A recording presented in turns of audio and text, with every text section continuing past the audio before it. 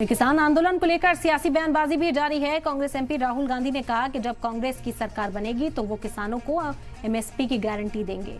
इसके साथ ही राहुल ने कहा कि हम स्वामीनाथन कमीशन की रिपोर्ट जो मशवरे हैं उन्हें भी लागू करते हुए नजर आएंगे। राहुल गांधी ने बड़ा आश्वासन दिया, यकीन दहानी कराई है कि अगर वो सत्ता पे आते हैं, एक बार फिर से कांग्रेस सत्ता पर काबिज होती है तो ये तमाम वादे जो हैं ये पूरे किए जाएंगे।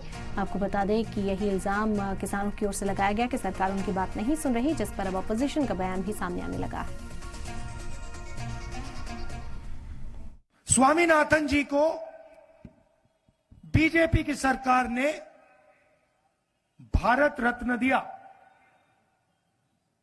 मगर जिस चीज के लिए स्वामीनाथन जी ने अपनी जिंदगी दी, हिंदुस्तान के किसानों के लिए जो उन्होंने मेहनत की, जो स्वामीनाथन जी ने कहा, उसको करने के लिए तैयार नहीं है। इसका क्या मतलब है? स्वामीनाथन जी ने अपनी रिपोर्ट में साफ कहा है कि किसानों को लीगल राइट एमएसपी की मिलनी चाहिए। वो बीजेपी की सरकार नहीं कर रही है। तो मैं आपको यहां जो खारगे जी ने कहा उसको दोहराना चाहता हूं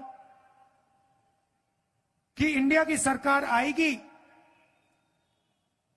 तो हम एमएसपी की गारंटी हिंदुस्तान के किसानों को देंगे। जो स्वामीनाथन रिपोर्ट में लिखा है वो हम पूरा करके आपको दे देंगे। और ये हमारी शुरुआत है। हमारा मैनिफेस्टो बन रहा है, उसमें हमारा डिस्कशन चल रहा है।